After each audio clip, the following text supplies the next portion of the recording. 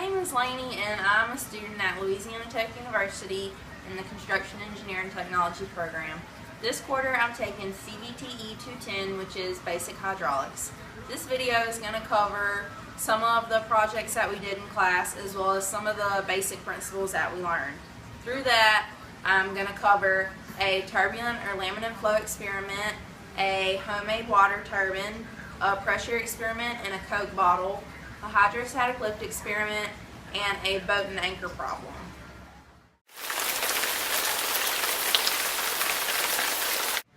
Turbulent and laminar flow is best described as laminar is like smooth, it is even water flow, and turbulent would be rough, uneven, bumpy flow.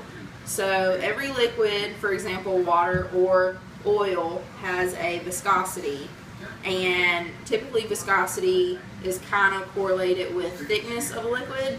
So oil would have a higher viscosity than water.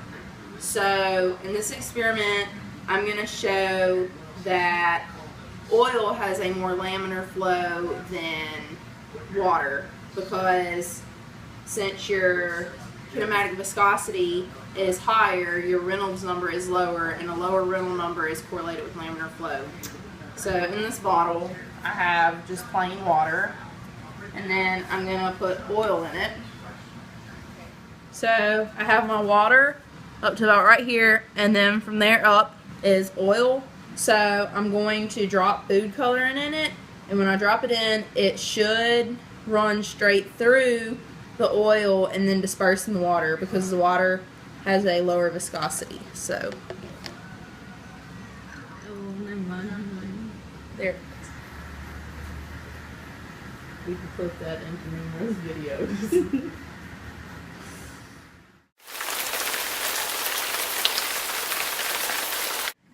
For academic purposes, we were told to make a homemade water turbine. So for ours, we took a piece of PVC, and then we took a PVC cap and we cut it in slits, and then we cut little slits into a PVC coupling, and then we stuck them in there and we hot glued them, and then we stuck that over a plastic nipple, and then we taped string around the nipple, so this would be the shaft. So then we stuck this through the two holes in the sides of a 5-gallon bucket, so that when the water hits it, it spins this way, and then that string wraps around the shaft, and the string is fed over a pulley that would lift up some weight. And that was the objective of this experiment.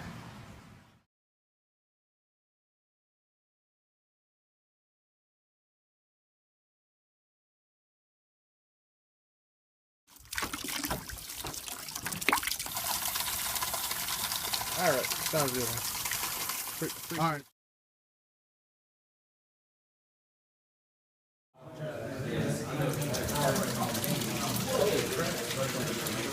You want to hit my finger? 3.8. Woo!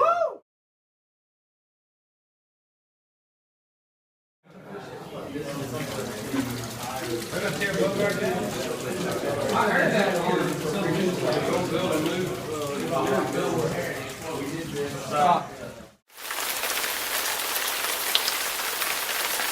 This is the Coke bottle experiment, and it's used to show change in pressure. So pressure is basically a force acting on some unit area. So to show that, I drilled 3 holes in this bottle, one at the top, middle, and the bottom, and I'm going to show the change in pressure, because the pressure at the top of the bottle right here is just the weight of the air pushing down on it, but the pressure down here would be the weight of the air and that much water pushing down on it. So whenever I pull the tape off, you should see the furthest line shooting out at the bottom, and it shouldn't shoot out as far up the top because there's not as much pressure. Also, if you've already taken the class, you know when you cover dam problems that there's going to be a pressure distribution pushing on the wall, and it looks like a triangle. It would look like if this was the wall, the triangle would go like that. So this also helps show how that is distributed. So when you pull the tape off,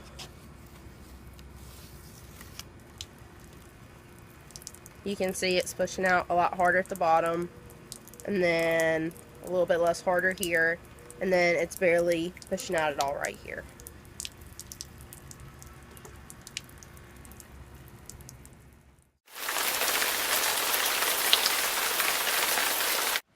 For class, we were asked to make a hydrostatic lift, so that means that still water can lift some weight while it is in a bag. So we took a pool raft and we cut a hole in the corner and stuck a plastic tube in it and secured it with tape and a hose clamp. Then we put a book or a board on the top of the raft and one of us stood on it so it lifted our weight. The point of this experiment was to show that it doesn't matter how much water you have to lift it. What matters is the specific weight of the fluid, the area of the bottom of the book or the board in our case, and the height difference between the center of the bag and the top of the hose.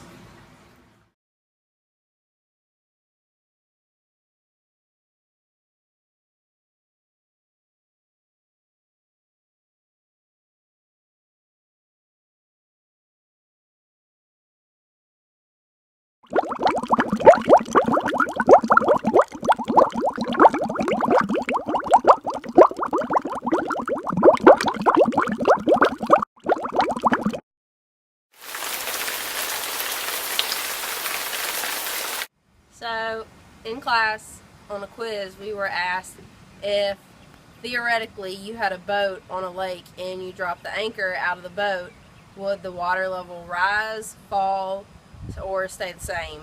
Keep in mind it's theoretically. So, you can pause it for a second to think about it if you want to, but I'm going to show you how that works. So, this is what I'm going to use to represent my lake, and I have marks every roughly 2 inches in the bucket, and then this is going to be my boat and the pool balls are going to be my anchor.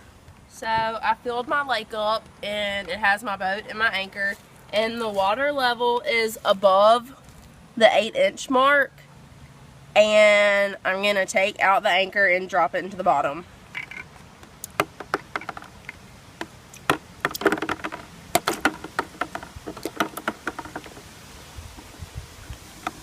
So now my water level has dropped and it's down right on the 8 mark line, and so that's because the anchor, when it's in the boat, it displaces the entire size of the bottom of the boat, but whenever you take it out and the boat rises, when the anchor sinks down, it only displaces the size of the actual anchor, so the anchor can displace more by its weight than its actual volume.